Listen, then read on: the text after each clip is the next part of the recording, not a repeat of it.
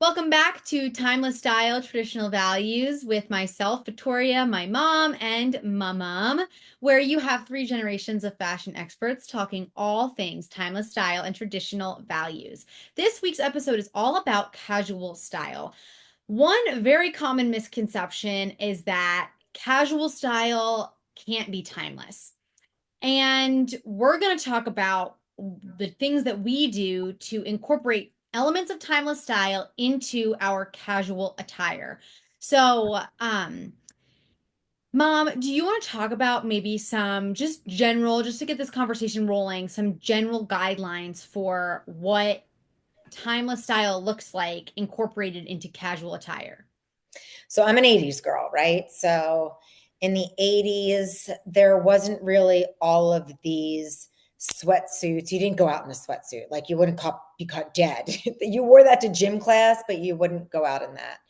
And we had tight leggings that you would wear with a big, huge sweatshirt that would always cover your bottom because that's just was the style in the 80s.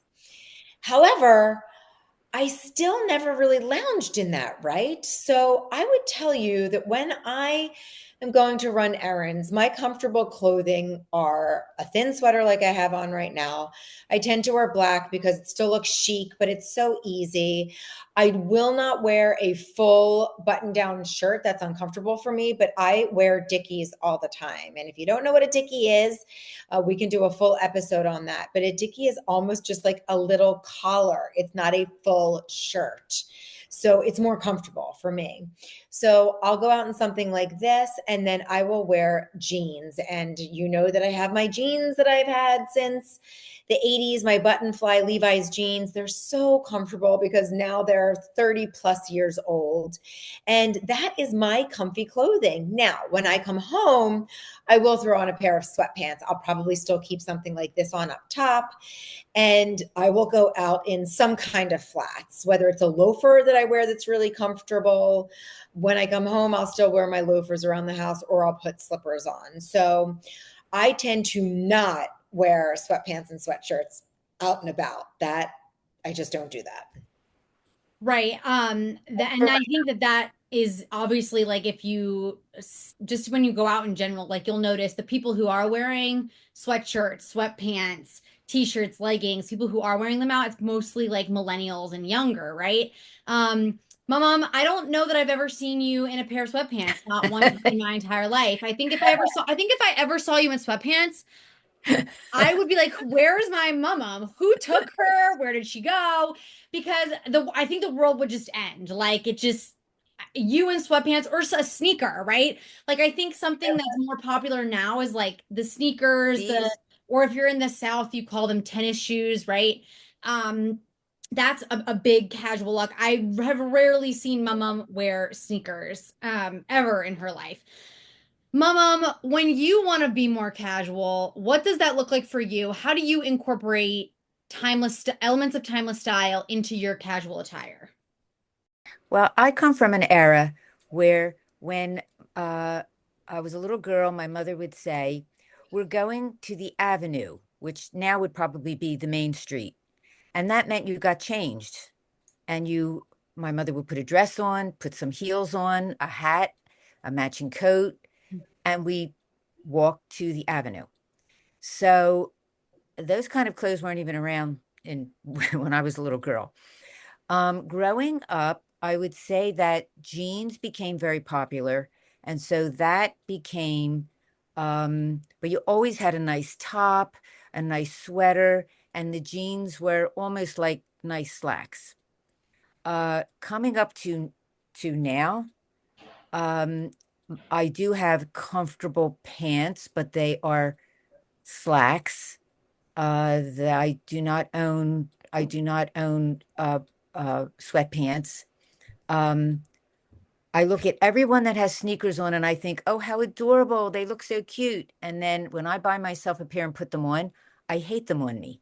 So I don't wear sneakers. So I do have comfortable shoes. I have very comfortable slacks and my tops. Once in a while, I will wear a sweatshirt for a reason. Maybe we're at an amusement park or something. or But it's cold. most of the time, it's a nice sweater. and it's comfortable things, and I'm comfortable. Hmm. Yeah. I think that, I remember back when COVID first hit back in 2020, right? And everybody was just lounging around their houses, wearing super comfortable clothing. And you all, back when the COVID stuff first hit and nobody knew what was going on, we lived across the street from where my mom lives. And so we just kind of decided to all just like spend what was supposed to be 2 weeks, right? The 2 weeks to stop the spread. We decided to spend the 2 weeks together in quarantine, right? And I remember every single day, my sisters and I, and my mom and my dad, we'd wake up, we'd just stay in our pajamas all day. Or maybe if we did get changed, we were putting sweatpants, sweatshirts on because you're not going anywhere, you're not seeing anybody. Well, we'd walk over to my mom's house, and what would we find? Her hair was done, her makeup was done, her jewelry was on, and she had a cute little outfit on. Even if it was just jeans or, a light sweater or maybe a sweatshirt, right? Every single day during that entire what became 3, 4 in Pennsylvania, a year long It's true. period. And I think that kind of goes to show just like the generational difference in what is considered casual, what is considered to be your loungewear, right? I think for my generation, my generation, obviously, as I'm a Gen Zer, is the most casual. You go to Walmart, you go to any out and about, you go to college campus these days, people are in sweatshirts and sweatpants, leggings, really tiny shorts, which is fine, to each their own, I suppose. But it isn't really timeless, right? Like, I'm pretty sure in 10 years, we're going to look back on the 2020s era and we're going to be like, oh my gosh, look at all that oversized sweatshirt, oversized sweatpants. I can't believe we walked around wearing that stuff, right? And not to say that I don't, when I get to just be casual around my house, if I'm just studying or something, yeah, I'm gonna wear sweatpants, a sweatshirt, leggings, things like that. But if I want to go out and about and be casual, um, one thing that I like to do is if I am gonna wear, sometimes I'll wear sweatpants and a sweatshirt out. But in order to incorporate in order to incorporate some timeless elements, I choose monochrome looks, right? So I'll have all beige on. I'll have a matching set. It'll be the sweatpants with the matching sweatshirt that are the same color. I'll layer some jewelry on with it just to add a little more, make it a little more presentable, right?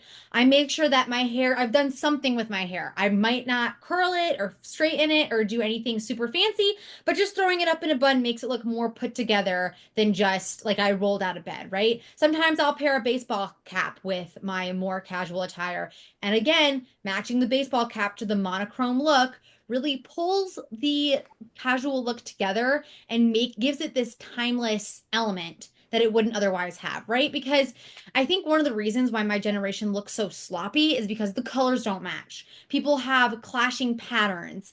Mhm. You'll have your hair and makeup and outfit will all three be a disaster.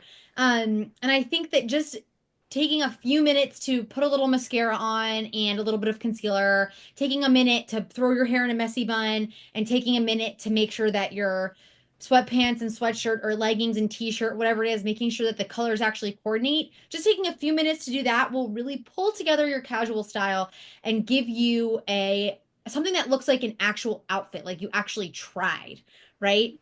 Um, So I think that timeless style and traditional values go hand in hand. And this is an episode that shows that because timeless style is clean, it's manicured. Timeless style is not looking unshowered. Timeless style is not being mismatched. Timeless style is to look like you're trying, even if it's all black on, because you don't know what else goes with the black sweater and the black slacks. And I think that the traditional values comes in because we dress to represent ourselves. And are we repping ourselves as a hot mess, or are we repping ourselves as someone that cares? Because every person that you meet, strangers, job interviews, at the grocery store, at the library, potential dates that you may go out on, you are telling them what your values are by how you dress. Are you someone that's disciplined? You get up and you actually try in the morning, or are you throwing on dirty, filthy clothes that don't even look like you've washed them in a couple of weeks. And let's talk about that. We do see people like that out and about. Absolutely. They don't look like they've showered in a couple of weeks. They don't like they've showered their clothing in a couple of weeks. We've really gone down quite a slippery slope. And so we are trying to get back to that timeless style and those traditional values to understand. And we're blessed that we have three generations. We have a grandmother that we were able to watch be disciplined in how she dressed and how she represented herself and how she speaks to others and how she speaks to her family. And then, I'm the mom, and then we have Vittoria. And so this is a legacy that we're leaving. But we're very blessed to have a legacy because there's a lot of kids, Vittoria, that don't have grandmothers on either side. And sometimes they don't even have a mom. So they don't have people to look to for this. So I think it is really vital, so important that we understand that timeless style and traditional values go hand in hand. You can't have one without the other. Mhm. And Victoria, can I just say that my mother, your great grandmother, would say, make sure that you look nice because you never know if there's an emergency and the police or the firemen have to come to your house. That's And true. also that was with how you kept your house. What Mhm. if the fireman has to come in and your house is a mess? That's right. Those things just stuck with me through Mhm. my life. And you taught those things to me, Mom. I remember Mhm. you saying, what if you're in a car accident and you don't have a beautiful outfit on, Mhm. like, and you have to go to the hospital, there's going to be a doctor there and that could be your future husband, or you might meet people in the ER. So it's really important. You don't know whom you're going to meet.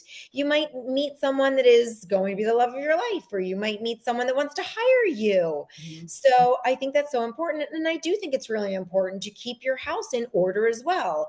When we show that we're dressing in an orderly way, prayerfully, you also have a house that's in a very orderly way. I mean, I know my closet is always in order. I love to be able to very quickly pull outfits that I need to wear because I do have very, very busy weeks. And I like to be able to very quickly identify what I need to wear to this event on Monday and what I need to wear to that event on Tuesday. And I'm entertaining people on Wednesday night.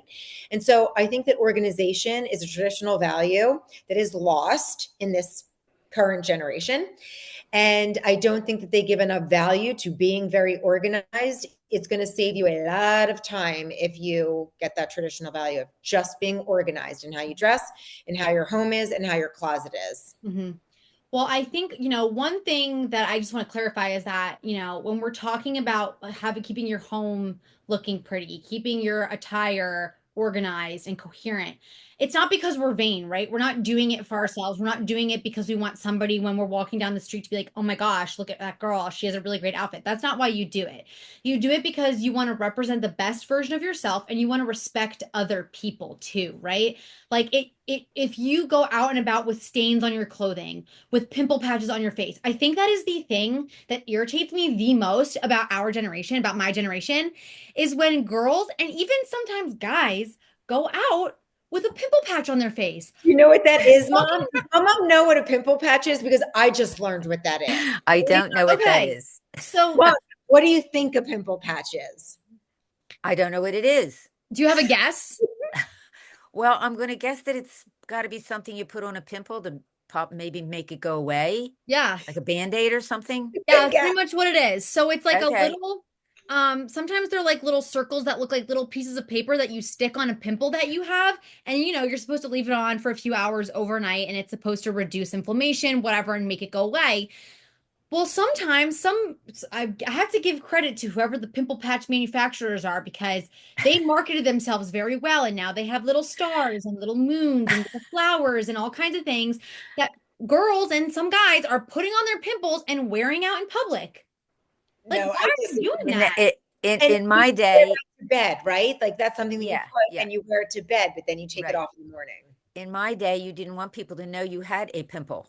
So we had some, you put a little makeup on or something to try to conceal it a little bit. Hmm. Not that there's anything wrong with that. I mean, that's something that every teenager goes through, and that can sometimes be a problem.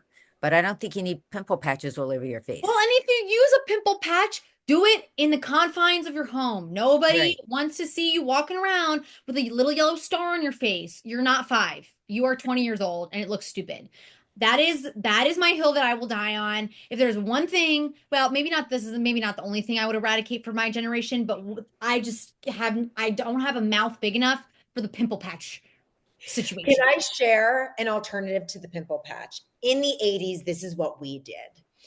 We would walk around high school. I remember my friend Lisa taught me to do this with a little tube of Clearasil. I don't know whether that is still around, but a little tube of Clearasil, and then maybe inconspicuously, like throughout class, you might put a little bit and then just put it on your.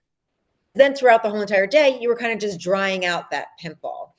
If prom was coming up, if somebody's sweet 16 was coming up, you would kind of see girls like going into the bathroom and applying Clearasil all day long. But no, we did not keep a blob of toothpaste on our face, which also I've seen people do. That's before the pimple patches, like because they think that toothpaste or they just shove Clearasil on their face and it's this glob. No, no, no. You rub it in so no one notices. Do not draw attention to Yes. yourself.